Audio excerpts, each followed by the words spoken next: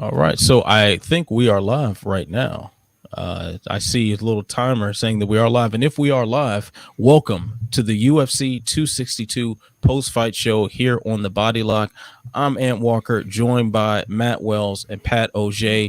We just witnessed an incredible conclusion to the Khabib era of the lightweight division. The belt has officially moved on. We thought we could possibly see Black history, but instead, Charles Oliveira defeats Michael Chandler via second round TKO to win the belt and become the undisputed lightweight champion. A fantastic fight with a lot of ebb and flow. So fellas, let's just start off with our initial reactions to how the fight itself played off before we start branching out into some of the overarching topics of the evening. Yeah, incredible fight, man. Incredible fight. Chandler surprised me in the first round by being able to get a dry Charles Oliveira off of his back. Like, that's when you're in camp and you're training for worst case scenarios. Worst case scenario is Charles Oliveira on your back early in the fight. He was able to work his way out of that position and land some damn near fight-ending strikes after he got, back to his feet there. And Charles survived it, came back out in the second round, with his eye cut open. I'm surprised that the cut wasn't, looked at more closely. But, hey, the fight continued. And you know what? Charles Oliveira came out and put those paws on him and shocked the hell out of me because I didn't see Oliveira winning the fight that way. If I was thinking if it was going to be a knockout, it was going to be in the latter rounds as Chandler was tiring out. But he got caught, man, and Charles Oliveira freaking shocked me with that finish, man. That was awesome.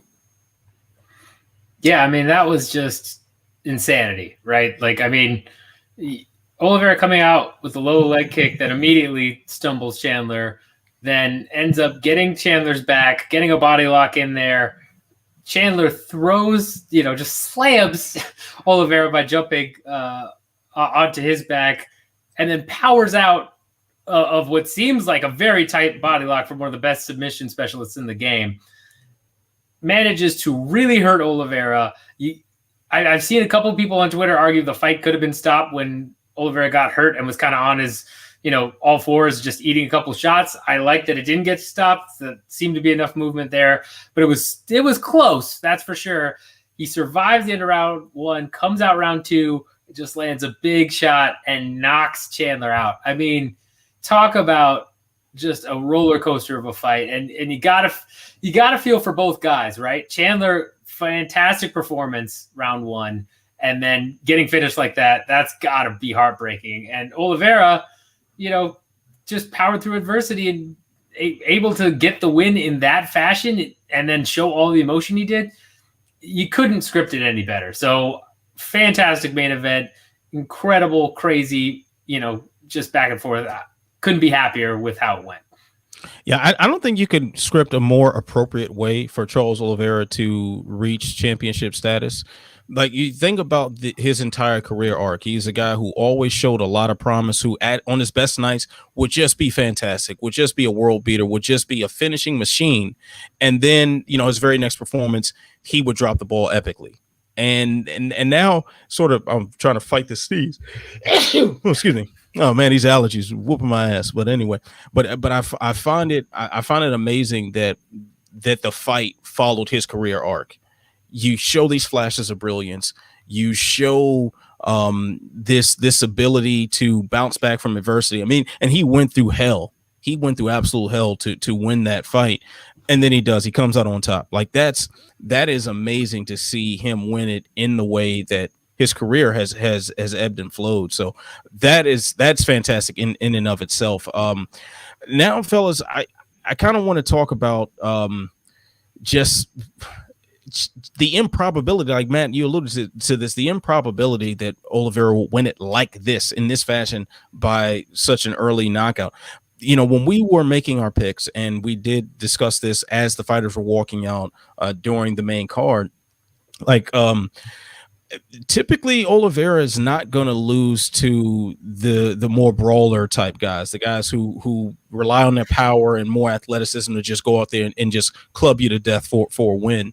It normally takes the technical strikers to do it, and that was like kind of exactly how he won with technical striking. To see Chandler throw, I believe it was like a jab that he slipped, and then he went to a 2-3 combination. Like he kind of leaped in on that three and clipped him, and that was the beginning of the end. Fantastic stuff there. But fellas, let's talk about what's next, because the lightweight division, as we know, is just packed to the brim with talent. Charles Oliveira, who is he going to face next? I think the popular sentiment is that the winner of Dustin Poirier and Conor McGregor, that trilogy, is going to be first up for the belt. What do you think, fellas? And if that isn't the right fight to make, what is? I think that's the right fight to make, but it depends on how that fight plays out. Because I don't know how early Charles Oliveira is going to be wanting to get back in there and defend his title for the first time. This fight is taking place, wow, I mean, still 2 months from now. So, I mean, that's a good little ways away. And depending on the damage sustained from that fight for the winner, it just depends on how it plays out. Because if Dustin comes out clean like he did in the second fight, then we could be looking at a title fight probably pretty comfortably before the year's out, right? But if it goes into anything like the Conor that showed up in the Nate Diaz rematch, that really took it to him and made that a dog fight, then we could be looking at a situation where maybe Justin Gaethje creeps in off of a loss, to the former champion in Khabib. So there's a couple of different ways that it could go, but those are my two favorite outcomes. Yeah, I am torn as well because, let's say McGregor gets that win. Let's say McGregor ends up beating Poirier. Does he really deserve a title shot after, that? That's very hard to justify. But lightweight's kind of wide open with the way things are with Khabib retiring in that way. It's tough. I mean, if Poirier wins, I think that's a clear, easy contender. Yes, give Poirier a shot against Oliveira. Makes all the sense in the world. If McGregor wins, I think then you got a couple other people that could have a case. I think Justin Gaethje has just been on the sidelines here, and he's only lost recently to Khabib, which so did Poirier, so did McGregor. I think he has just as much right to, especially if he could fight somebody in the meantime, right? I think if he ends up fighting a top 10, top 5 guy in the meantime, gets a win, I think then you could see Gaethje versus Oliveira, especially if Conor wins. But who knows? It's kind of a weird situation at lightweight right now. It most likely will be the winner of Poirier McGregor, though. I think that's probably who it's going to end up being. I mean, that's definitely who you think the promotion is going to favor. Like that seems to be the thing that we come to expect, that they're going to try to find a way to get Conor McGregor in front of a belt. So this seems to be the next way to get that done.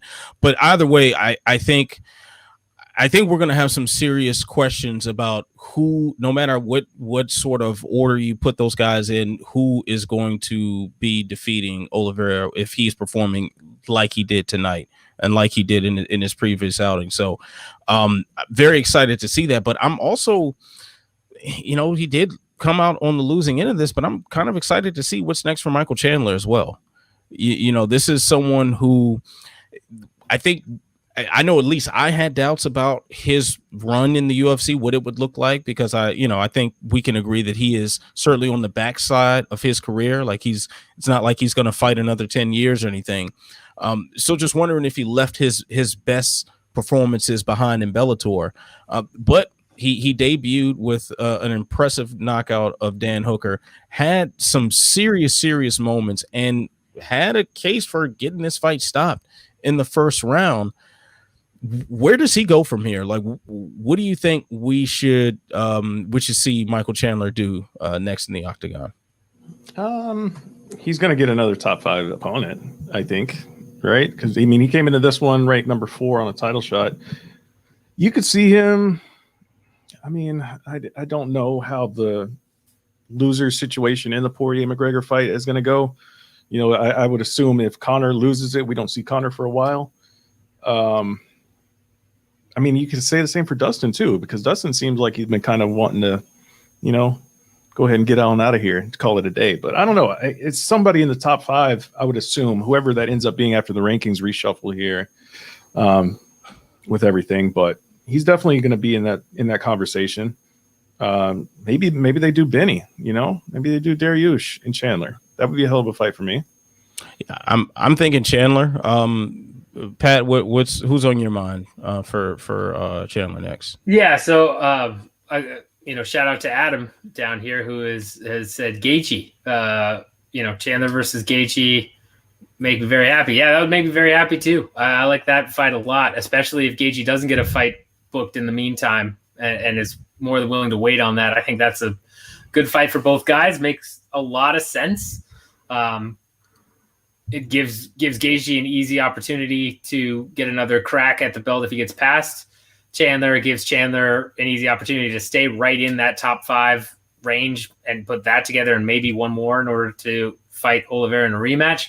I really like Dariush as an option as well. Normally, you don't do the winner-loser type of scenario, but that's the old way of things. We usually do winners versus winners, losers versus losers. But I think this makes a lot of sense to do Dariush versus Chandler as well. So I would say those two would be my top picks. I mean, when you look at the rest of the rankings, it's tough, right? Like I would assume Dariush is going to rise quite a bit because Ferguson was at 5.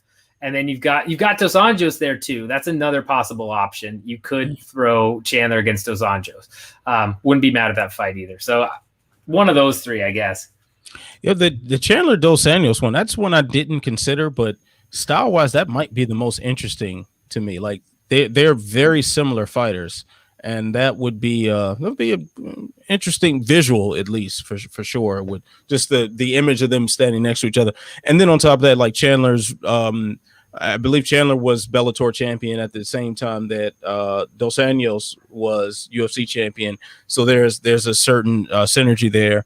The Gaethje one also makes sense because Chandler's run in Bellator parallels Gaethje's in World Series of Fighting as well. So a lot of potential poetic loose ends to be tied depending on how they match make Chandler coming out of here. But of course, the lightweight division has more to offer. We did have a co-main event between the former interim champion Tony Ferguson and perennial sort of hang around contendership guy Beneil Dariush, and I think Dariush tonight cemented his claim to contendership with a unanimous decision win over Tony Ferguson.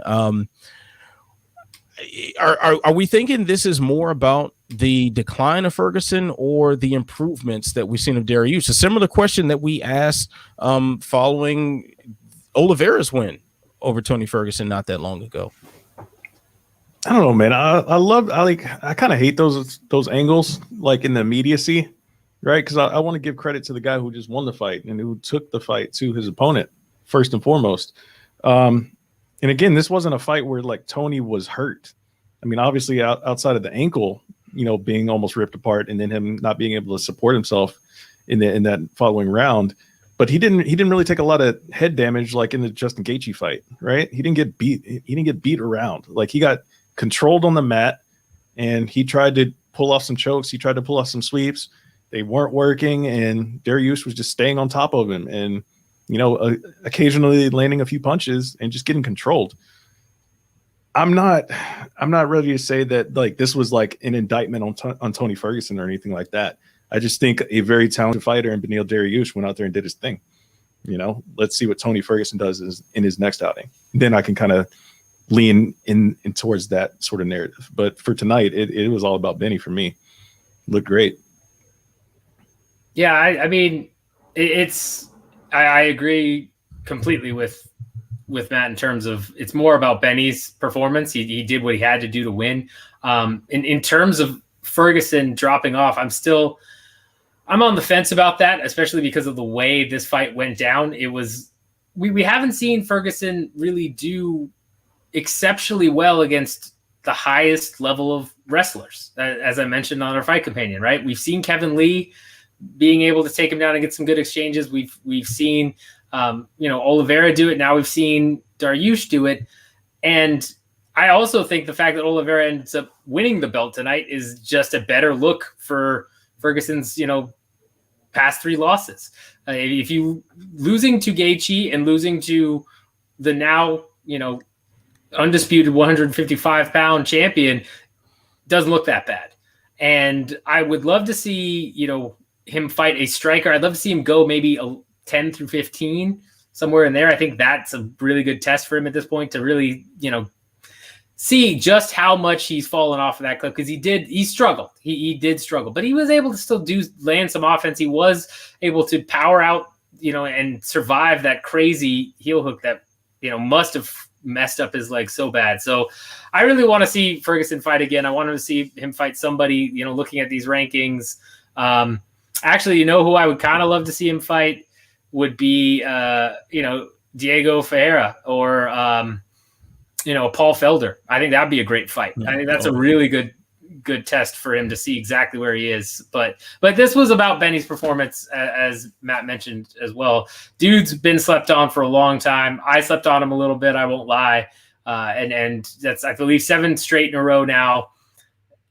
Who knows what his ceiling is? He might very well be fighting for the belt in a fight or two at this point. Definitely possible there. But I want to talk for just a second about that heel hook. Like Ferguson it was like he just decided not to defend it and somehow got out of it. And his ankle was clearly twisted the wrong way for a little while there.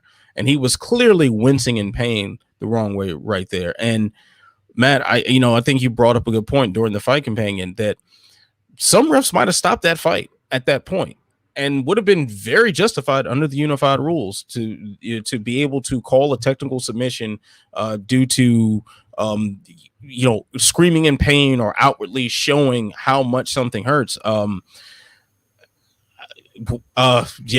just Tony Ferguson, the type of guy to not defend a heel hook. That was nuts. Yeah, he was really flirting with a lot of danger right there, man. Because I've seen, especially like you don't really see it as much in the professional ranks at this level, because guys know how to react to things. They know how to hide. Like we see it sometimes, where guys will just like yell, like will scream in pain at a particular, submission hold, and the ref will instantly come in there and say, "All right, that's it." I think the fact that he didn't scream out, but he was just showing that like he was leaning back with like the wincing face, doing that 3 times in a row. That was pretty close. I think if he would have made any sort of audible sound there, the ref would have stopped the fight. So he was flirting with danger there. Yeah, big time. So, all right. So, Dariush, you guys paired him up already, right? Or did we just talk about pairing up Tony with potentially Paul Felder? I said Chandler for him. For Dariush. Chandler for Dariush, yeah. Okay. Yeah, so that's but apparently Dariush is wanting to take some time off, so that may not work out well. So I would say Chandler or I don't know. You could do Gaethje depending on how it all plays out. You could do the loser of Poirier McGregor if you want to go that route. I doubt that would happen business wise, but it would make sense.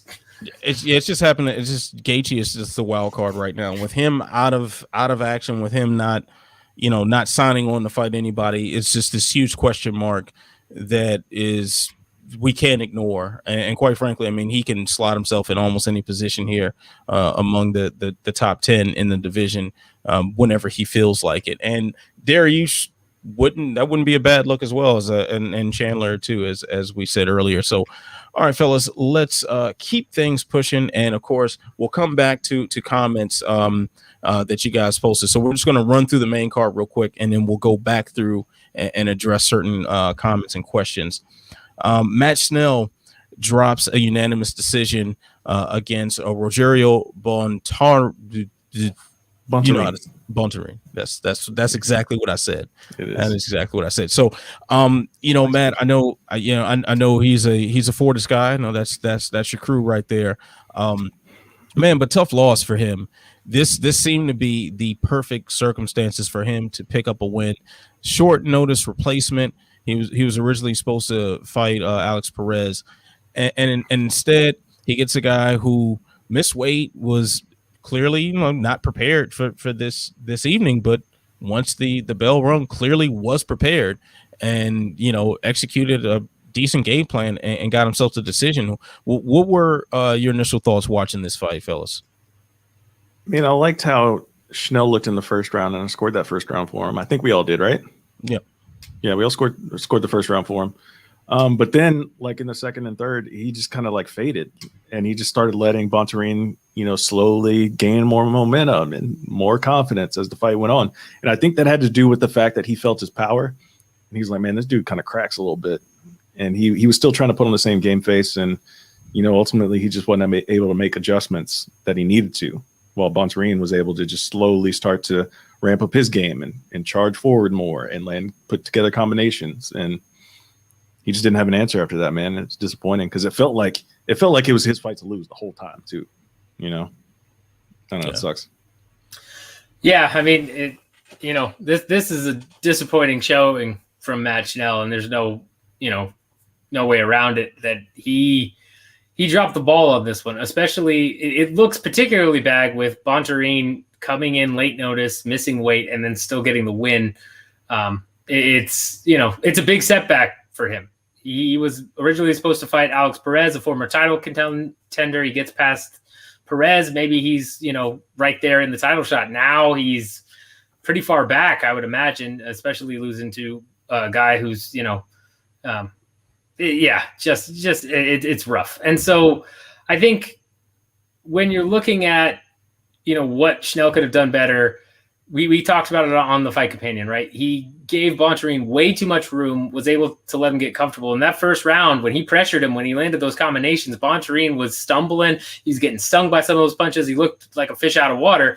And then Schnell backed off, and Bontorin slowly got into his groove, slowly found his range, and capitalized. And, he drops this one. And hats off to Bontorin for taking this fight short notice and being able to make those adjustments to find his groove and get a win over a dangerous opponent in Schnell. But this is one of those ones where you got to feel more for Schnell than Bontorin, because Bontorin probably came into this knowing his huge disadvantage, and he capitalized, but that was very much Schnell's fight to lose, especially if you watch that first round. It was just, he made some bad fight IQ decisions that haunted him there.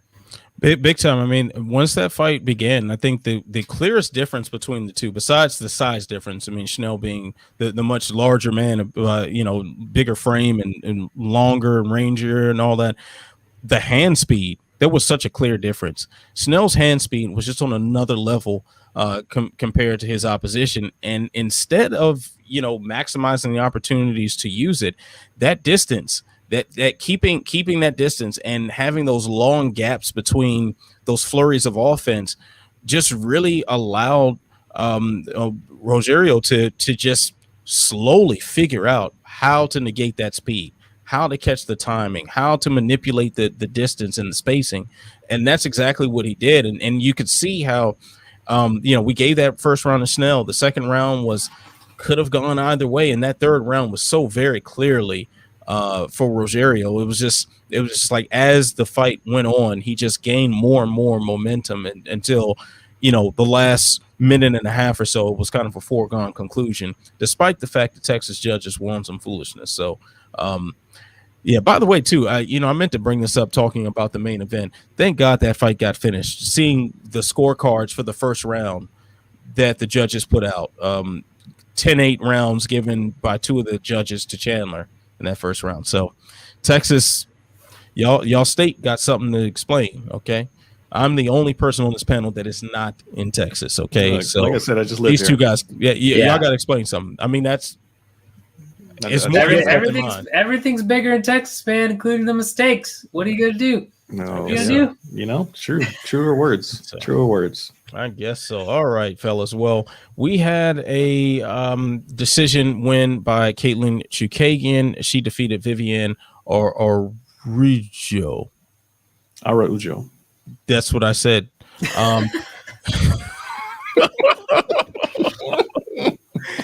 This I don't really think we have a whole lot to share about this fight. This is one that was kind of puzzling to put on the main card. We thought this was going to be a pretty, mundane affair, and I think overall it was some spots of action and activity in there. Certainly wasn't the most boring of fights we've ever seen, but man, it sure did kind of drag the pacing of this card down. And it, so many inappropriate jokes I want to tell right now, but I'll let them come up a little more organically. Pat, you take over for a second here. What did you think about this particular showcase for Chookagian and her win? I mean, this was an interesting fight in the sense that Chookagian was throwing weird, wild punches for a lot of this fight, right? It was, and especially as you alluded to, there was a bunch of stuff going on coming into this fight that had nothing to do with fighting surrounding Chookagian. That was just it was such a weird fight. And then I believe, and it was you who said it. It was either you or Matt who said this, where they both looked like, really good technical fighters at times, and then they both looked like amateurs at the way that they were throwing things. And it was just such an odd matchup. And you had scores out there with like 2018 Araujo, and you had all this stuff. It was a weird fight, and not a ton to talk about. A classic Chookagian decision win. She was able to use that jab to, basically do what she always does in her decision wins. But yeah, it was just the whole thing was kind of surreal in terms of the way this fight went down. And I wonder if Araujo had some better cardio. I think that she might have ended up getting the win. I disagree with the 30-27 for Chookagian, but I thought it was a clear 29-28 for Chookagian to win. And it was just a classic Chookagian decision win, and not much Araujo could do with her cardio given out the way it did. Yeah, Matt, anything you want to add about this fight? I mean, if you're Chookagian, I think there's a lot to like from this performance. You could say she showed a lot of endurance as the fight went on. She really kept pumping out that jab, and resulted in a nice little cheeky finish for her, with the getting her hand raised there. No. Yeah, I mean, it was so bizarre. It was like they were passing a baton back and forth of who's going to look like the skilled fighter and who's not. Such a strange fight there, and yeah, not main card worthy, considering especially how exciting this card was. This seemed to be the sore spot that stood out there. The main card did start off, however, with an excellent back and forth between Edson Barboza and Shane Burgos, living up to the hype. I mean, this was one of the more heavily hyped fights coming into it among the hardcore fans. I mean, if you're watching this show right now and you're in the chat, chances are you were very excited for Barboza versus Burgos, and I think it delivered. I was very pleased by what I saw there. I did pick Burgos to win, but one thing that I've certainly said leading into this was that this was going to be one-way traffic, no matter who wins. And while Burgos had his moments, he did pick out some good spots, especially in the second round. The body work with the hands was pretty good. Couple of good check hooks he threw in there. But Barboza, when he started off with those leg kicks, and you see Burgos kind of trying to give that smile like it didn't hurt, but we know it really did. It just, everything just started kind of unraveling from there. And that's when the end just seemed like a foregone conclusion. And on top of that, we had a delayed reaction head KO. Not every day we see the head KO delayed reaction. Wow, fellas, was this an exciting fight for you? Am I alone in saying this lived up to the hype? Did for me. Boring as hell, man. I don't know what you're talking about, dude. Yeah, it did it for me. It was fantastic. Yeah, it was great, man. It was weird to see, someone just blue screen like that in the middle of a fight. It was wild. That delayed reaction was nuts. Man, I can't recall one that was that bad, especially like you said, Ant, from a headshot. Yeah. We did. Somebody said in the chat for the fight companion that was it Jacare versus Weidman? Yeah. Mm-hmm. But I don't remember that being as dramatic. It wasn't. No. Yeah, because the way this delayed reaction KO took place, like I wondered if I missed a body shot. Like, did I not see the liver kick or something? That's really what I thought. It was like I must have missed something, and to see, okay, it was a right hook to the temple. You know, that normally puts you out instantly. So, I mean, what a gutsy performance by Shane Burgos in a losing effort. I mean, to have your leg essentially worthless. Sell it the entire time. God knows what it's going to look like tomorrow. He sold it the entire time, did have a couple of spots here and there. And actually, just when it looked like he was starting to gain the slightest bit of momentum, it all goes out for him. So I don't know. Are we accepting Edson Barboza as a featherweight now? Because despite the fact that I believe he is undefeated at featherweight. No, I lost to Dan Ike. Or Dan Ige. Oh yeah, okay, the Dan Ige. Dan Ige. My bad. Okay, that was that was if I remember correctly, I scored that one for Barboza, so that's why I'm thinking that. But I mean, are we accepting him as a featherweight now? Because I've had a hard time just coming into the idea that yes, Barboza is at 145. Am I crazy for that? Do you accept Jose Aldo as a bantamweight? Hell no. Okay, yeah, that's my answer too. Okay. I disagree with both of y'all on that though, because first of all, I'm with you that Barboza. I think Barboza lost his last 2 fights that are losses on his record. I think he beat Paul Felder. I think the judges really messed that up, and I feel like he also beat Dan Ige, and the judges messed that up. And those are legit top 15 guys, and. You know, his performance against Americani was great. His performance tonight was fantastic. I had Barboza winning this. I called that he was going to TKO Burgos in round 3 during the fight companion because when you see him get pressured like that, he's got hands. People always talk about his kicks, always talk about how amazing his kicking is, and it's fantastic. It's probably the best in the game. But the dude has serious hands, and the way Burgos just eats shots, I believe his strike absorption on UFC fight stats or whatever is something like 7 strikes per minute or so. It's way up there. It's near Gaethje level in terms of how much he eats shots. I figured at one point he's going to turn the lights out. So I think he is a legit featherweight. I really do. And same that I feel like, Aldo is too in bantamweight where, yeah, he lost to Jan and he lost to Moraes, 2 of the top guys, but he beat Chito Vera handily. He wiped the floor with Chito Vera, who is a legit top 15 bantamweight. So I wouldn't mind seeing Barboza go back up, as we talked about. I'd love to see a couple of rematches. I think Ferguson versus Barboza lightweight right now would be a perfect rematch for him. But I think he's proven he can do the weight cut. Power translates. His chin holds up. He's a legit featherweight through and through. All right, Matt, who is next for Barboza? Who would you like to see him square up against next? Oh, man, I don't know. Let me look at the rankings real quick here. I saw someone say on the live stream, I thought they said, Giga. I think that'd be a good fight just stylistically to watch that play out. But I have a feeling they're going to try to push Giga Chikadze up the ladder a lot higher, a lot sooner than what they would do with Edson at this point. I don't know, man. I really don't know. Part of me wants to see him fight, like a Sadiq Youssef, but Sadiq just came off of a loss. I don't think they'll set that up. Yeah, and that was originally that was a fight that was supposed to take place before. I think that was where was that originally supposed to be? That the Amir Makam. Oops, my mic just. Yeah, that was supposed to be that fight instead of Makwani. Makwan, Amir Khani. Jesus Christ. Now I know this might be a stretch on the rankings, but I'm kind of feeling Korean Zombie versus Barboza. Stylistically, I'm here for it. Yeah, I like it, but he's booked against Ige. Oh, that's right. That did just get booked. I think Barboza versus Calvin Kattar is fireworks all day long. That's a good fight for Kattar for sure.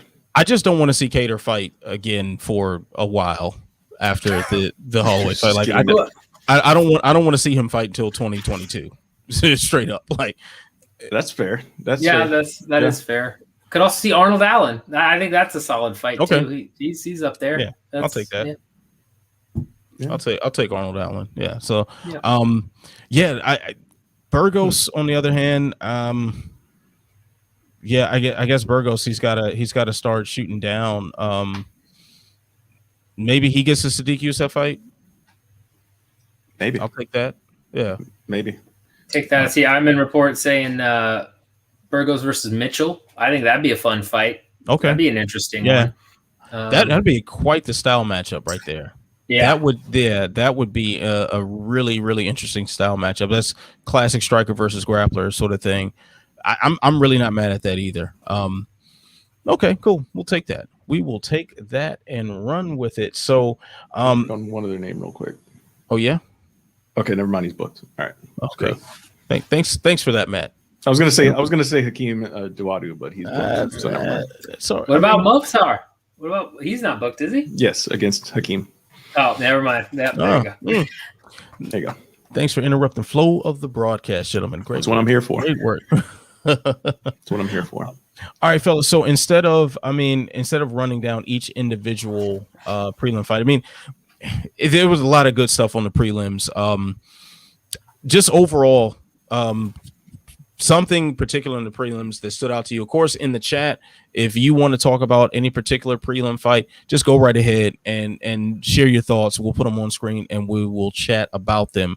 I was really impressed with Tucker Lutz. I think he's one of my standout guys from the prelims. Did not get the finish, and when it was all but like 2 fights in the prelims got finished, or 3 fights or something.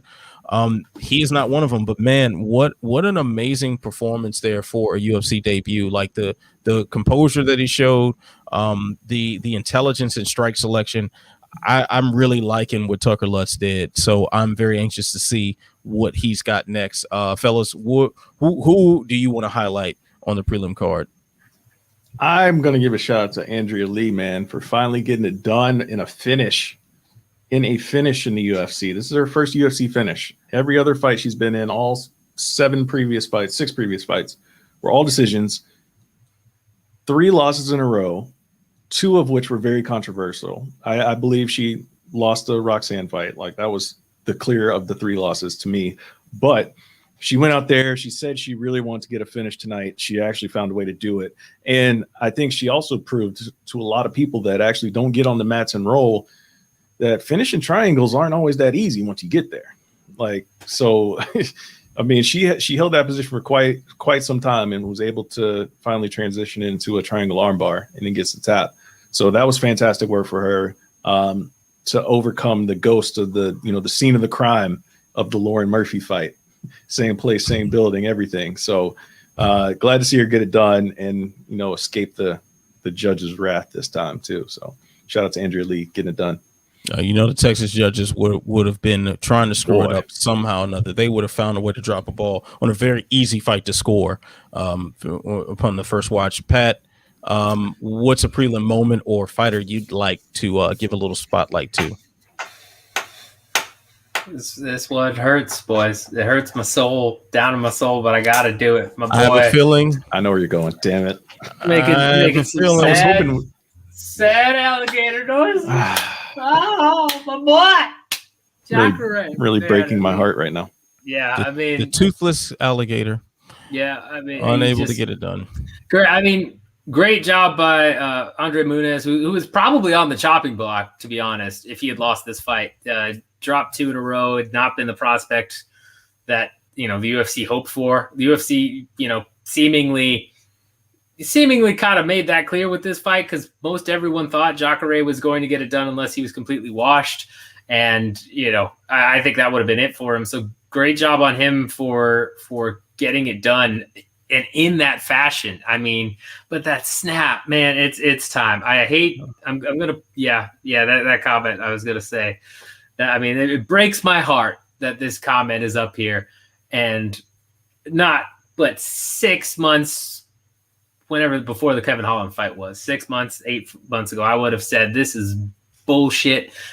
screw that comment. No way. My boy Jacare needs to stay in here, but it's time. It's time for the alligator to go to the swamp and just sail through them swampy waters, right? I think that's where alligators live, and that's it. It breaks my heart, but yeah, that's what stood out to me, man. Just hurts so bad. Yeah, I think it's time to put Jacare out to pasture. I think that the deciding factor here about what's next for Jacare is going to be where he decides he wants his career to be. If he's going to go the Andrei Arlovsky route and decide like, hey, I'll fight all the up and coming guys like the gentleman who fought tonight, Munoz. You're going to fight guys like that and just take whatever check they give you, or are you going to say, hey, I'm not and say, hey, I'm not going to do that. I am a former champion. I'm a legend in this division, and I'm one of the best all-time BJJ practitioners in the sport of mixed martial arts. Yeah, I'm not just going to do any old thing. The UFC is going to cut him if they do that. So, yeah, I think it's the ball's in his court whether or not he sticks around. But if I'm a close confidant of one Ronaldo Jacare Souza, I say, bruh, you've done everything you can do. You've proven yourself. You are a legend. Sit down. But we're also talking about a guy who last year, ahead of whatever iteration of UFC 249 that was going to take place in the at Tachi Palace and all that. Like, this is a guy who was talking about he needed to fight to like pay his mortgage. So unfortunately, I don't think we're going to see Jacare hang it up.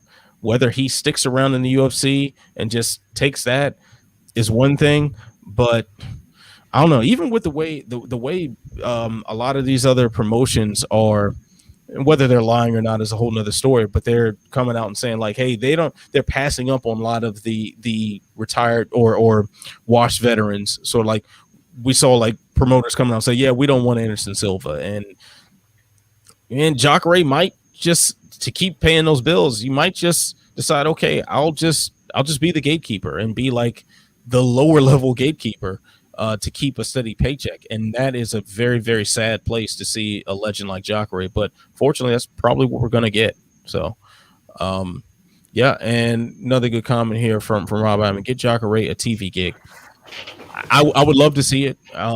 But quite frankly, I know very little about how charismatic he might be. I mean, this is a guy whose career I've watched, but can you recall a single Jacare interview? I can't. I don't know what he's like in front of a camera other than him trying to hurt someone. And quite frankly, there's just not enough TV gigs to go around for all the fighters that we hold to high esteem that need to call it a career. So there's that. I mean, but let's keep in mind they did give Fabricio Verdum a TV gig, right? Yeah, but Verdum also speaks Spanish, Portuguese, and English, and he's a guy who makes his presence known. Like if you're in a room with Fabricio Verdum, you know he's there. And I'm sure you've been in a room with him before. Like he is a very charismatic guy. Oh yeah, but I mean, if Jacare just does his patented gator walk, and you can't gator walk in the suit, bro. Man, it's true. I mean, the suit would have to have like stretchy stuff in the shoulders and like under the armpits, so he can really do the chomp properly. All I'm saying is give him a shot. All right, it's close to my heart. It's this is me fanboying a little bit. Give him a shot. All right, fellas. So let's keep things pushing just a bit here. So what I'm going to do, I'm going to highlight a comment from one of our regular viewers, and I think this would be a good way to talk about the card overall, and then we'll go back and we'll answer any questions that you have about particular fights. All right, so for Mark Fellows, shout out to Mark, who's always jumping in here and adding to our discussions. Sitting on my porch drinking beer, watching the crocodiles and the Billabong. Fights any good? Gentlemen, what do you rate this card overall? What was your level of entertainment tonight? Overall for me, I mean, it was a solid result on a relatively weaker pay-per-view card. right? All things considered, it was one title fight. They were originally looking at having a 5-fight non-title co-main event, or 5-round co-main non-title. Relatively weak main card comparatively, like where we have 2 and 3 fight title fights on the regular, it seems recently. I was still entertained throughout the evening. I give it a solid B minus. B minus with the main event really helping maintain that. Okay. Yeah, I'd give it a B, I think. I mean, especially with all the last-minute fights that dropped out, right? This was one of those ones where you had a bunch of cancellations in the past 2 weeks, and a bunch of shifting.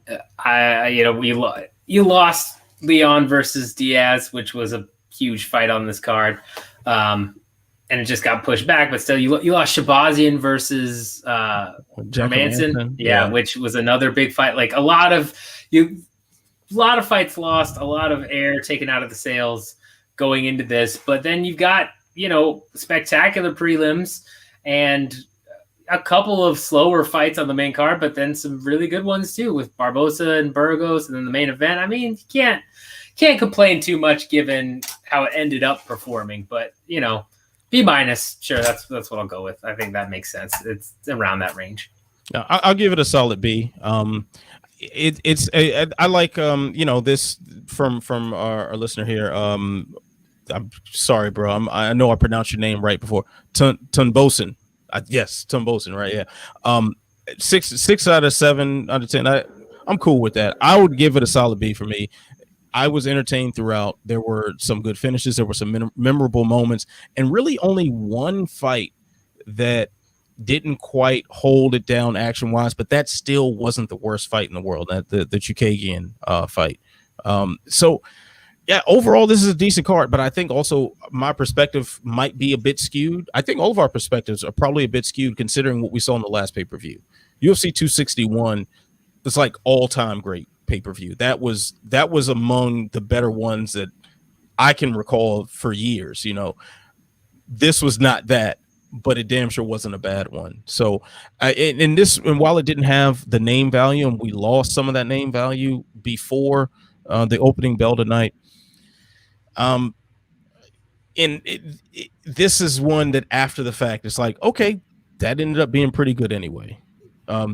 So yeah, we did lose Nate Diaz and Leon Edwards. We did lose Shabazian and Hermanson, but I think we had a good card here. This was worth the money in my opinion. So not mad at all about this one. So all right, so let's see here. We've got Kyra still love you guys show from Brazil. Thank you. We love you too. Appreciate that. All right, so now let's go back in. I'm gonna scroll back up to some of these comments, and we'll highlight a couple of things. And if you have any questions, go ahead and throw them out there. What is Marxism, and why are people so upset at Beneil? Is Marxism something good? Yeah, we had to address this. Like Beneil Dariush giving perhaps one of the more bizarre post-fight speeches ever. Like, what the hell was he talking about? Just this sudden you've been affected by Marxism, and I love you anyway, or something. I don't know what he's talking about. Marxism obviously is a political ideology, a communist political ideology that seems to piss off a lot of people. So, yeah, but I don't know what he was talking about, straight up and down. I'm hoping he clarified that in the post-fight presser. So when this is over, I'm gonna watch it, and hopefully I deem something from it. Fellas, do you have anything other than confusion to add to this whole Beneil Dariush sociology professor thing? I mean, the fact that he decided to throw that in there in that moment was just weird, just super weird. And for Texas to boo the idea of Marxism, it's just all weird. It's all weird. Yeah. Or I don't know. I don't get it. It was strange. It's I don't know. Fighters get hit in the head a lot, man. They say some weird shit, right? That's it doesn't make a lot of sense. He says thank God. He tells the crowd. My favorite part is he tells the crowd to quiet down, like he's going to appease them, right? Like he's about to say Houston, I love you, I love your barbecue or something, and then he's just like, I'm sorry, y'all been affected by Marxist ideologies. Like what? What the, like, that's not how you're wrong state, man. Wrong state. The wrong country, probably at this point. You can't.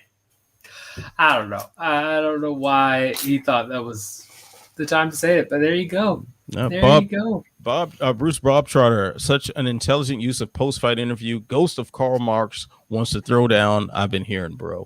Bold call out. Book it. Beneil versus Karl Marx. Let's do it. Dig him up. Put him in the PI. And have him square up against Dariush. I don't know what. I'm just so confused. Like, why? Like a decomposed skeleton just lying on the floor of the PI, just like. Oh my god.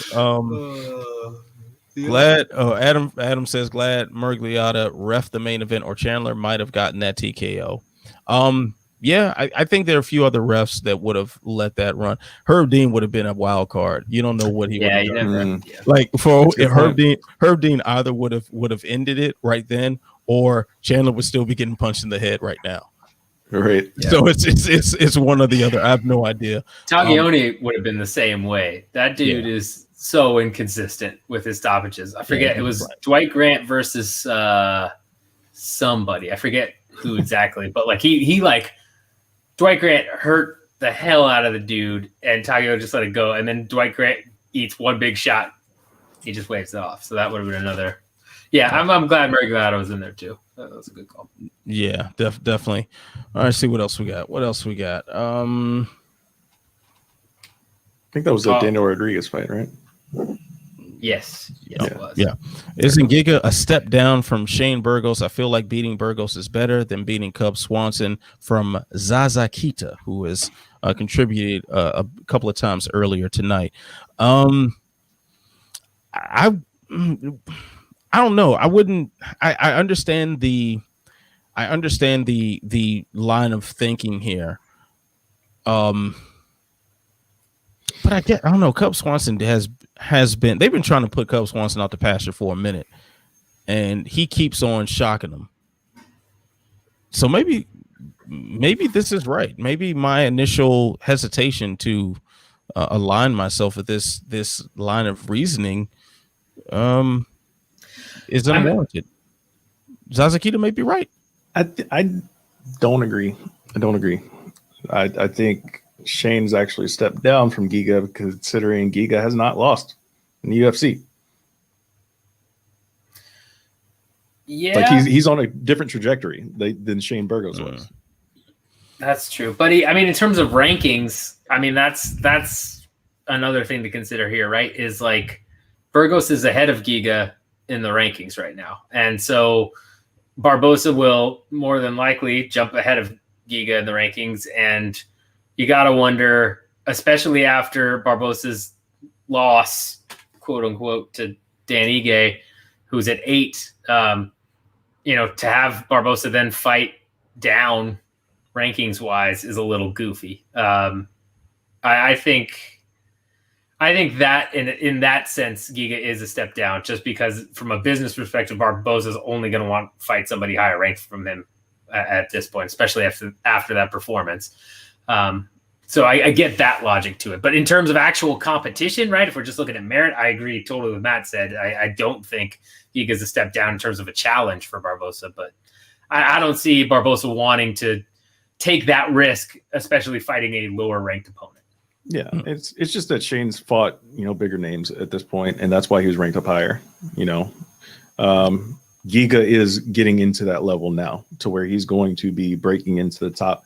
If I don't see him in a top 5 opponent next, I'll be surprised for Giga. Yeah, makes sense there. All right, let's this one from Javain Singh. Chandler tried to run the same game he did on Hooker. He needed to pace himself, be more disciplined in going after him. I wholeheartedly agree with that. Although that ended up not being his downfall in this fight.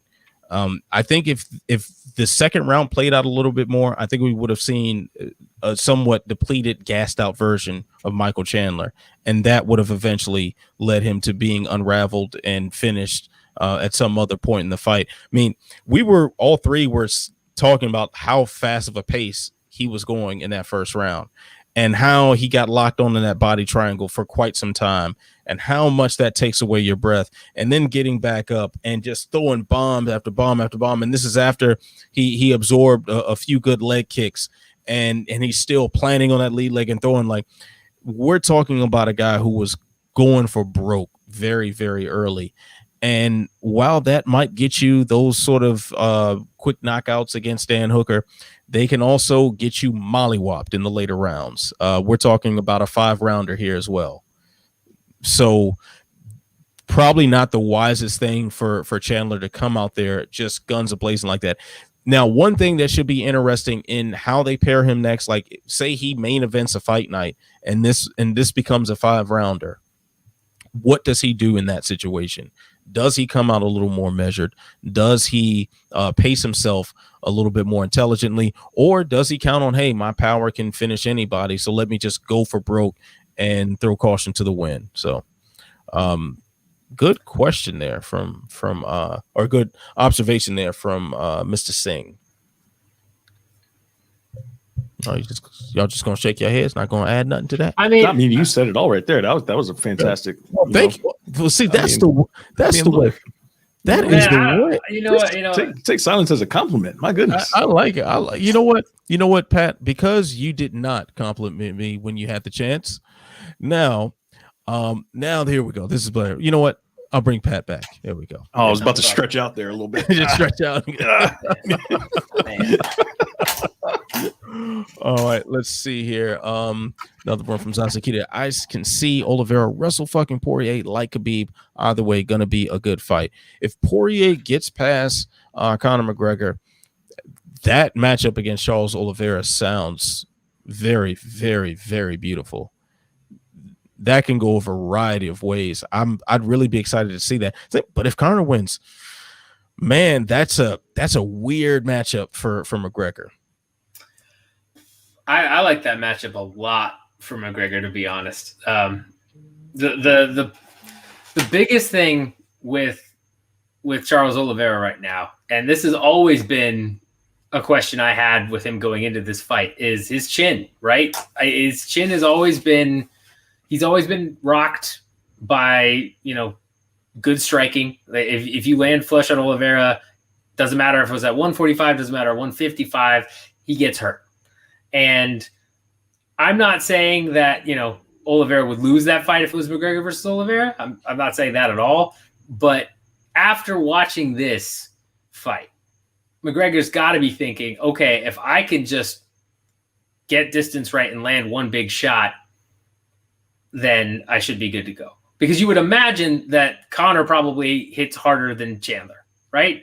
Maybe not. That's hard to say. More precise. I mean, he's definitely more precise striker. Right. And so, I mean, if Oliveira gets to the ground, well, then it's a game over and situation. And that would be one of those stylistic fights. I would imagine that fight ends quickly either way. Either it's going to be Conor landing a big knockout shot, or it's going to be Oliveira getting him down and submitting him. But I think that is a matchup that Conor would relish, because it's much more of a Khabib style matchup, and it's one that he knows he can win.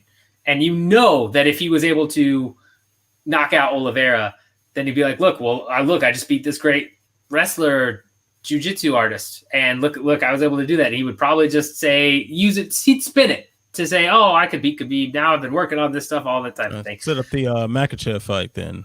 Would be the next thing to do there. Look at that, UFC. That one's for free. All right. I mean, this is once again, like we always talk about this post fight or during our regular, videos that we do throughout the week and all that, and the tailgate shows. Every time we get in front of a mic and a camera, at some point we have to acknowledge how incredible the 155-pound division is for this exact reason. There are so many interesting style matchups within the top 10. I mean, top 15, top 20, top 25, whatever. At 155, there are an amazing amount of matchups that just sound fantastic. And Oliveira is one of those guys who, no matter what, always ends up in something kind of exciting. He's always in, at the very least, weird fights, something that's memorable. It's very rare that Charles Oliveira has a fight, and the next day you forget what happened. You know, how many of these fights are we going to forget happen by this time tomorrow? Charles Oliveira is never left out of those discussions the next day. So for him as champion feels good for our entertainment pleasure. So I'm looking forward to seeing what he can offer as the undisputed lightweight champ. Let's see, what else do we have? Just to add to that, I mean, we're talking about the all-time submission leader, the all-time finish leader in UFC history as well. So, you know, just even watching the trailers leading into this fight, like on what is their little pre-fight show, you know, or the when they throw the packages together, all of the finishes that this guy has, just spectacular moments after spectacular moments, you know, backwards like calf slicers and like all sorts of crazy shit like we never see. Charles Oliveira pulls it off, man. He's ridiculous. Yeah, absolutely. Absolutely. You are spot on with that. It's like lightweight is just nuts, man. Lightweight is just a beautiful, beautiful thing. All right. That lightweight belt is going to fly around like a paperweight. In my opinion, that division is something else.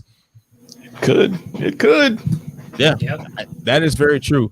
We can see a world where, I mean, let me just look at the rankings really quickly here.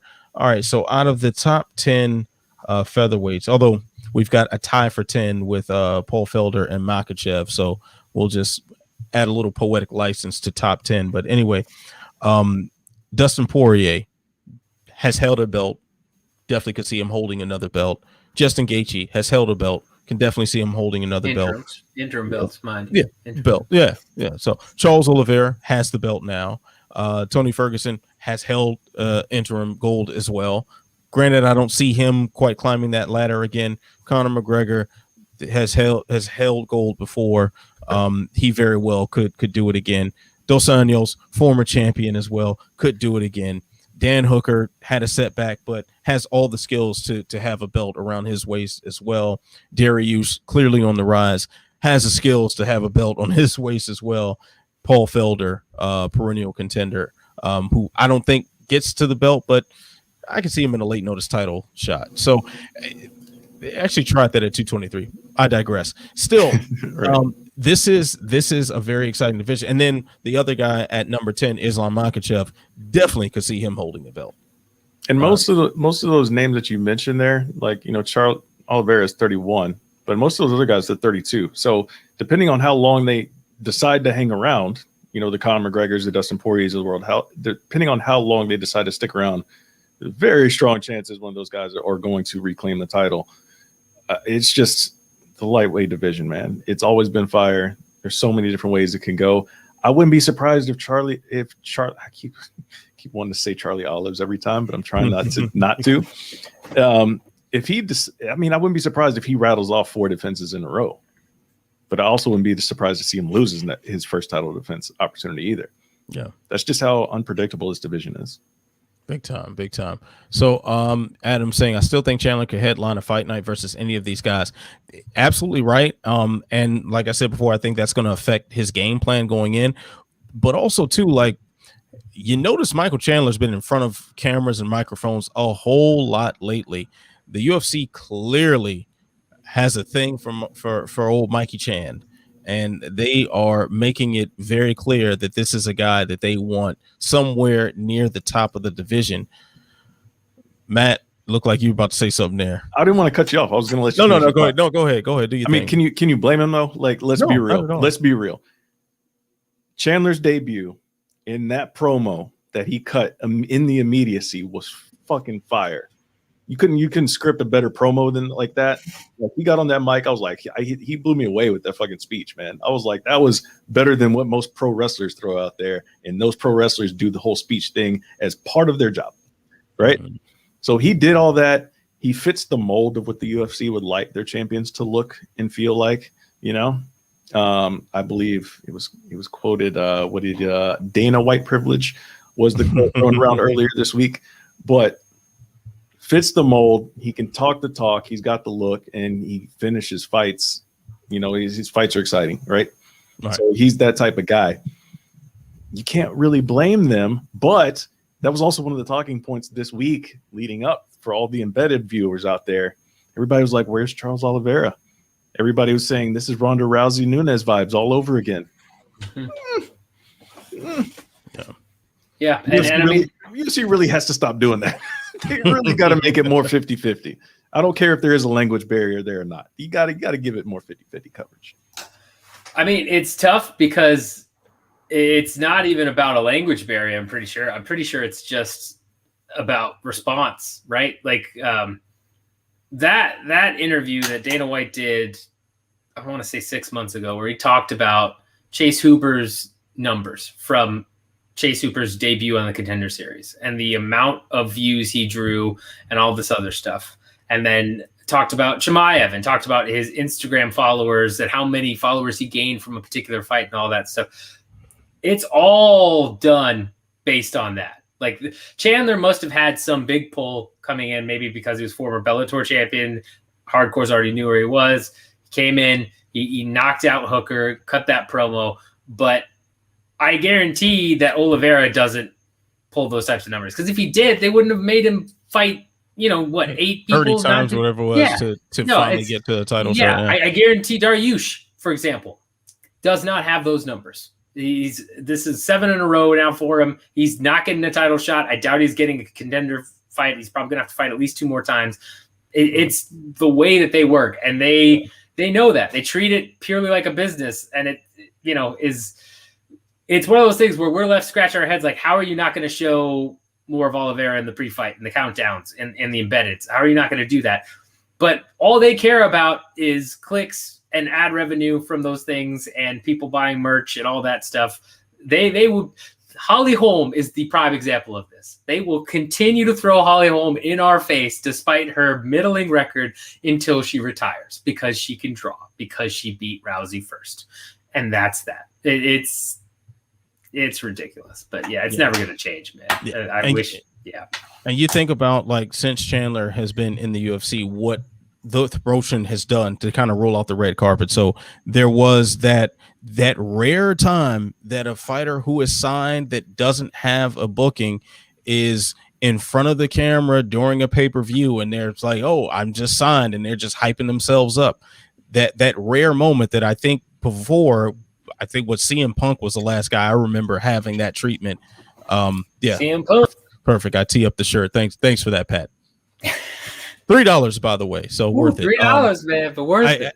Hey, I'd work out in that for $3, so I'm not mad at all. But yeah, so he got that. He got the, immediately was put as the replacement fighter for the Gaethje Khabib fight, if that's the one I'm remembering correctly. Then they forced him into the Black History thing. Like they actually just made up some shit to put him on over Black History Month. So and then you notice the camera goes, whenever he's at a fight, the camera's always on him at some point. They definitely want to see this guy on top. So I will be very surprised if his next fight is not a headline spot on a fight night. Very, very surprised by that. Or conversely, a co-main on a big pay-per-view. So those would be the two options for Michael Chandler going forward. All right, Don here. This looks a lot like Chandler's loss to Pitbull. I have to go back and check. I'm trying to think, did that punch land in the same spot? Because he got dropped from Patricio with a hook, right? I thought it was a right. It was like behind the ear or something. It was a hook. The only difference I would say is that the Pitbull stoppage was not debatable, but I mean, I was live. I was cage side for that one, and fancy. Yeah, it was. It was pretty great, but it was. Chandler didn't seem.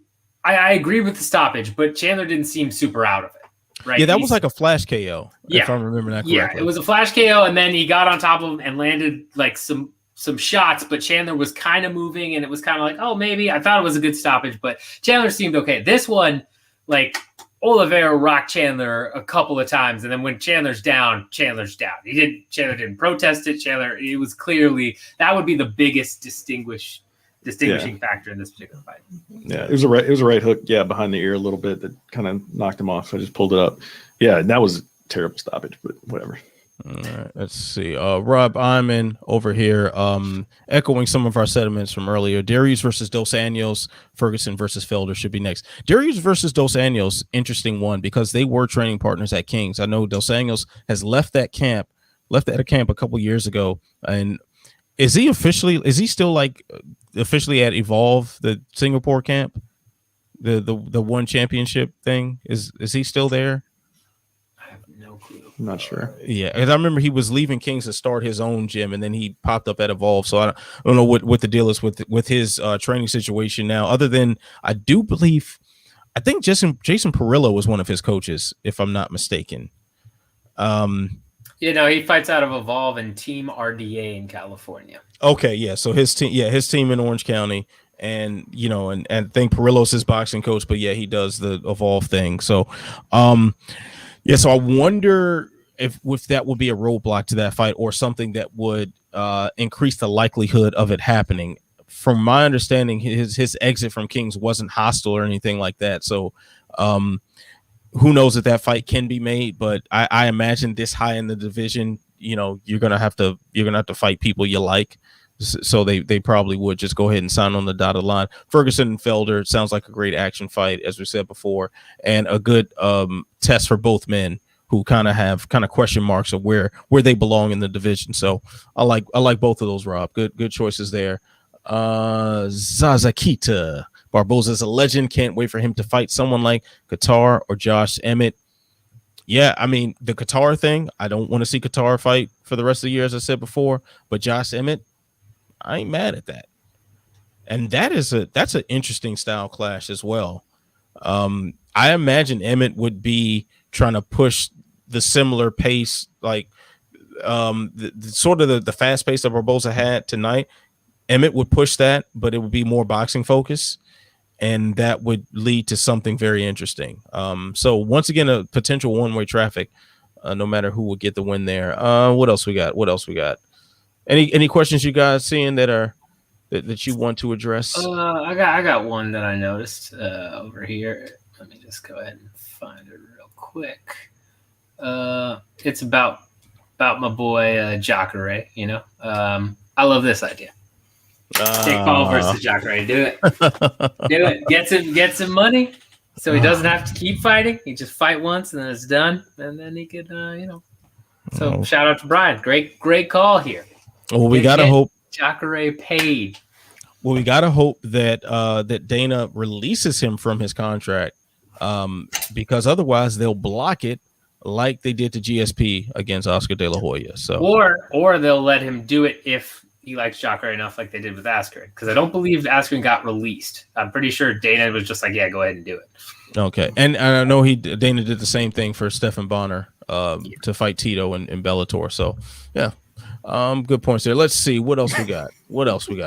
Matt, I know. Matt, I know you want to say something. I was just gonna say I'm disgusted at how we managed to interject Jake Paul into this evening after we got through almost to the main card without a mention. I'm sorry, man. And then Houston decided to just start chanting his name for no reason. Like, he wasn't even there, right? No, I don't think so. Like I had zero thoughts of Jake Paul this entire evening until they started chanting that. That's why me and Matt live in Austin and Fort Worth, Dallas area, and not Houston, because that's trash. Houston, that's utter trash. You hear that, Ben Duffy? Yeah, Ben, get out, man. What are you doing there? Get out, man. Yo, if I'm Jake Paul though, I would have been at this event. I would be at every single UFC pay-per-view, because man, he gets a lot of love / hate in that crowd, and all it does is just boost his appeal, and he can piss off Daniel Cormier some more and drum up more interest. So yeah, Jake Paul, if you're listening, go to the next fight. That would be the smart thing. They're going to chant your name. So that would be the smart thing for him to do. Keep going and keep causing so much distraction that the UFC decides to ban you. And then you just get even more heat. You get astronomical heat from that. That's true. He really dropped the ball by not being there tonight, for sure. But I am with our friend here. I think we need to just stop talking about 100%. it wasn't about Jake Paul. It was about Jacare. You made it about Jake Paul, Matt. You made it worse. You're part of the problem. I believe Jake Paul's name was in there, so like, I didn't make it about Jake Paul. It's like, Pat, I believe you're the one who put that on screen to address. So, gotta look out for my boy. All right, Jocker is in trouble. He needs money for his mortgage. Let him get paid. All right, we got a comment here from Brian. Oliveira could easily end up a GOAT if your criteria isn't record or dominance and more consistency and quality over a long length of time. Yeah, not mad at that. One thing I was mad at though, and Matt, you didn't jump on this page yet. Like, it was just me and Pat in the room, or in the previous room when everyone else left. Right after the fights, and Rogan, DC, and Anik, they're kind of wrapping up the card. Rogan said something like, he says Charles Oliveira went from being a really good fighter to one of the best I've ever seen. And just pump those brakes, buddy. Pump those brakes. Let that man hold that belt for 10 minutes before we start throwing those sort of things out there, because yes, Charles Oliveira right now is officially the best lightweight in the world. That is officially what he has earned tonight. And if you refer to him as that, you are not wrong. But to say he's one of the best you've ever seen, hold on there, buddy. Hold on a second. He loves to just jump to the absolutes all the time, right? Like, why not just emphasize he's the best in the world today and leave it at that? Why do you have to go, the best I've ever seen? Yeah, that's Charles Oliveira is the best lightweight in the world today. That isn't strong enough statement to make. After he goes and gets 3 or 4 title defenses, then maybe you can start having that other sentence pop out there. But come on. Yeah, man. I mean, I think this is a good enough opportunity to talk about how trash a lot of the commentary was this evening. Where do you want to start with that? I mean, good Lord. Like, and I can't stand that this has become like a regular thing. I feel like every time we do one of these post-fight shows, we're talking about how terrible the commentary was. And not Anik. Like, Anik is the voice of reason. The combination of Daniel Cormier and Joe Rogan needs to be abolished. Like, these two do not belong anywhere near each other with a hot mic. I think you could do Joe Rogan and DC. I think you go all the way back to the original. I think it was original Contender Series or Contender Series 2, and you have the alternate commentary, right? Where you had Snoop Dogg in your eye favorite. Yeah, Snoopcast. Go ahead and do a DC Rogan type thing, like when Rogan was doing Fight Companions nonstop on JRE Fight Companions with Brendan Schaub and everybody. Like, you go back to that. Like, but yeah, the fact it's the official official commentary. And it's sounding like that is ludicrous. And we have a whole video, by the way, that breaks this down about where Rogan stays. So make sure you check that out as well on our page if you haven't done that already. But it's just getting worse. And I like what Brian's saying here. Rogan is more interested in his over the top KO reactions. They seem unnatural now. They definitely do. It seems like there are times where it seems like, he's rocked, and DC has adopted this too. Oh my right? God. So and like, where all of a sudden now it's like a guy gets hit and he's like, oh my God, that's it. He's rocked. He's hurt right now. He's so hurt. And no. He seems all right. I kind of rolled out of that punch. And then the Christos Giagos fight, right? Like, I will admit that he got stung by Soriano. It certainly seemed, but it didn't seem like he was really hurt in that first round too much. And then he comes back and lands that submission in the second round. I was like, okay, yeah, he's fine. I don't know what this is about. But yeah, it's just over the top is the perfect way to sum it up. It's so ridiculous. Like, just bring back Goldie if you're going to do that. He's free agent now. Just do Goldberg, Rogan, and DC, and just say screw it to commentating while Lorosenko and Olivia and Anik are trying to, do some actual work. Yeah, really. At this point, like, why is Lorosenko not in the booth? Like, why? I come on, we need it.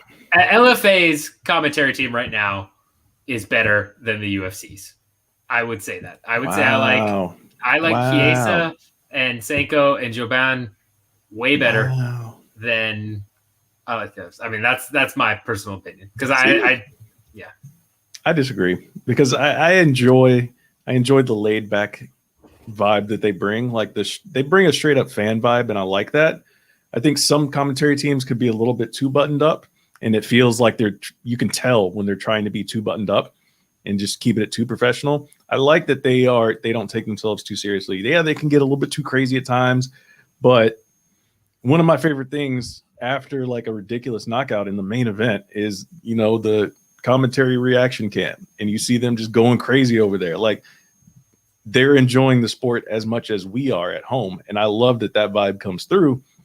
But yeah, they do, like, I don't know, maybe get in their ear a little bit more, Mr. Producer, and say, hey, guys, come on. He's like, back on track. Like, yeah. What's let's not talk about Dean Thomas's fit for 3 minutes in the middle of the fight. Come on. The Lutz and Aguilar fight. I think it was the Lutz and Aguilar fight. I mean, they're going at it. Yeah. This is an exciting fight. And they spend an entire half round talking about Dean Thomas's sweater. When we couldn't even get a camera on him. Yeah, we couldn't even see it. I only saw it because Dean posted a picture on Twitter. Exactly. He did a selfie. That's the only way I saw it. That was fly though. It was very fly. It was fly. But like, come on now. And then the thing is, Matt, what you're talking about, yes, I love the post KO reaction cam and all of that as well. I'm with you there. But my big problem is that both Rogan used to be this way, and DC, when he's not with Rogan, where he's much more focused on the fight, still does that giant reaction, still gets excited, does all that, isn't buttoned up, but he actually is watching the fight. Whereas this particular pay-per-view card, I felt like it was seriously a Snoopcast. I was like, oh man, am I watching a JRE Fight Companion where they're getting high right now and just talking about D Thomas's sweater and look it up, Jamie. Exactly. Yeah, it's just, I like Rob's idea here. Replace Rogan with Bisping. Like Bisping, I think is sort of the middle ground. Like he has fun. He has some of the side conversation, but he's very focused on the action in front of him. Yeah, and he also, and unlike Dominic Cruz, who I like Dominic Cruz in commentary, but he's so adversarial with everybody. Bisping will get along with everyone. Yeah. Bisping needs to fix some of his mistakes though, because he messes up a lot. I will say that. I'm not mad at messing up, like in live commentary to an extent. I mean, calling MMA is a very, very, very difficult thing to do in that environment. So I'm not that mad at it. What I am mad about is when it didn't seem like you're trying to do your job when you're talking about a man's sweater for 2.5 minutes. That's what and then you instead of enjoying a guy's win, you're clowning his girlfriend's name. Like, what the hell? Yeah. Why? Yeah, that's just some of it just doesn't make sense. Sometimes you're just trying to have too much fun, and that's what I'm saying. Like, producer got to get in the ear a little bit more. You think DC's kids are like, come on, Dad, you sounded real lame, man. You sound like a buster or something. You think his kids ever did that? They probably tell them that every day because that's just what kids do to parents. But it's like, why you got your t-shirt tucked in your sweatpants, man? What's wrong with you? Yeah, exactly. Yeah. I don't know. Maybe I'm being too mean. I don't know. Maybe. Yeah. And Pat, you need to show a little bit more sympathy here because Tim Bolson says, Pat, he only has one eye. Allow it. Yes. That doesn't affect his ability to.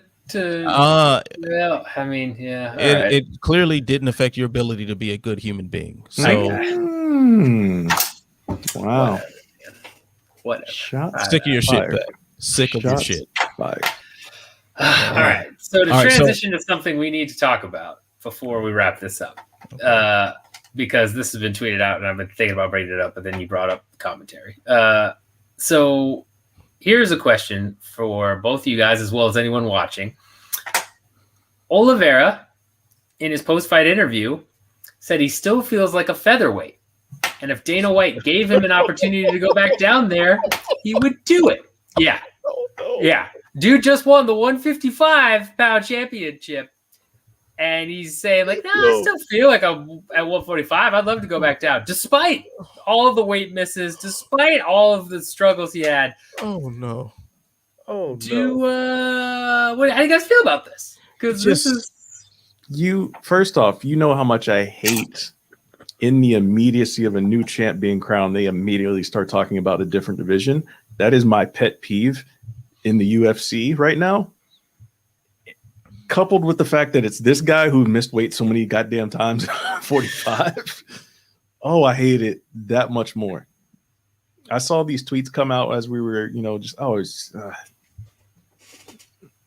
I can't deal with, no 145-pound olives, no more. Yeah, we don't need that. We really don't need that. But I do think it's hilarious. Like the guy who, and the thing is, it wasn't just that Oliveira would miss weight, when he fought at featherweight. It would be like he'd miss weight. He'd be like 5 pounds over, right? And then he was like, okay, he's forced to take a lightweight fight next. And then he comes in at like near the featherweight limit. He'll weigh in for a lightweight fight at like 147. Like, what are you doing? There's no rhyme or reason to this. This is so stupid.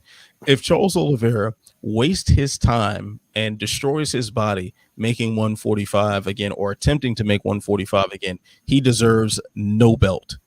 And I hope he loses in his next one if he does something stupid like that. Wow. Stay at 155 because this is dumb.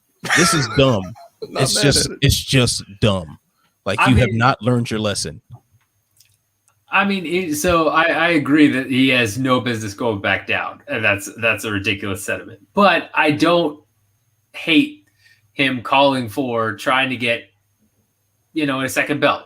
Right? Like this is basically him saying like, hey, I want a second belt. Let me try and go and do that.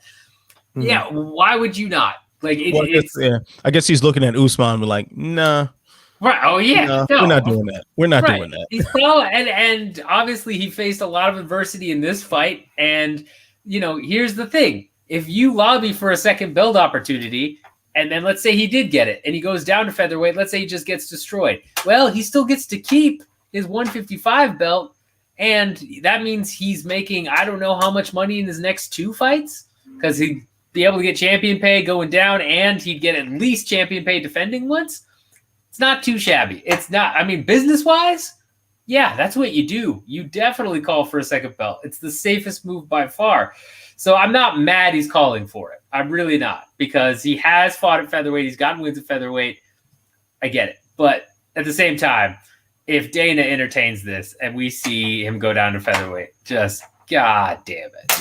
Yeah, throw it in rice. No. Throw it in rice. Yeah. I don't need it. I'm not going to do it. Son Bolton with perhaps the best comment all evening. I second and. Truer words can't be spoken. This man knows what he's talking about. Ladies and gentlemen. Yeah.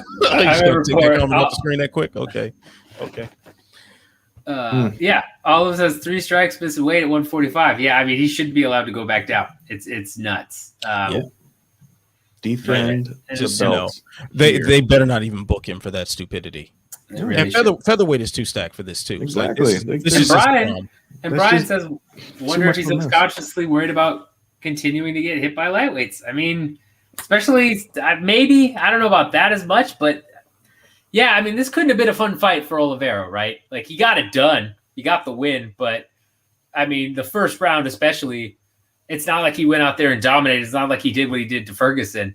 He definitely showed vulnerable aspects of his game. So, I don't, I don't know. I think it's more a business call, personally. But I don't even think it's a business call. I think it's just running your mouth. Yeah, I think it's just getting in front of a microphone and having nothing remotely intelligent to say and just saying something stupid. That's what I think this is. He got rocked. He's concussed. Hey, ain't nothing wrong with that. If he's talking up there concussed and he just say something crazy, all right, cool. But nobody act on that. If he walks off that podium and he has a text sitting there from Sean Shelby that said, it's like, hey, what's up with Volkanovski? Okay, now we're just off the rails, and I'm going to kick this fucking monitor off my desk. No, man, I'm telling you what it's going to be. I'm telling you what's going to happen here. It's going to be Cotter is going to beat Poirier and then call out Oliveira, and then he's going to be like, you know what? Let's do it at 145. Let's go ahead and see Cotter versus Oliveira at 145. Yo, if that happens, Yeah, I've already threatened to kick my monitor off the desk, so I'm going to have to find some other inanimate object and do violence on it because that's just stupid. And then the winner gets Nate Diaz at 155. It makes us all sense in the world. Boy. No. That's got to be 170. You're right. Exactly. Yeah, we'll probably go to 185. Five rounder. Yeah. It's going to be the curtain jerker at a 5 rounder. Exactly. Against Nate Diaz. So, I mean, we've the interim BMF belt that they stripped Masvidal of. Oh my God! What are we doing now? Yeah. Hope Jake Paul's sitting. We're presenting very realistic scenarios, actually. Yeah, this is all of this could really happen, and that's insane. Yeah. So I think we've gone off the rails enough. That I feel this is a fitting way to wrap up the UFC 262 post fight show. Big thank you to everyone watching. Big thank you to everyone who has participated and added to the discussion. We see the comments. We like it. We love it. We love you all for joining us, and we hope you do it again. So you gotta follow the Body Lock, subscribe, hit that bell notification there so you know when we post new videos. And of course, we post videos all through the week, variety of topics. If you have any suggestions for topics, you got the Twitter handles right here. You can hit the comments here. You could hit up the Body Lock Twitter as well. We're open to suggestions. So I'm Ant Walker. He's Matt Wells. That is Pat OJ. Like, subscribe, share. Tell a friend to tell a friend. Tell that friend to tell 10 more friends. Thank you for watching the Body Lock.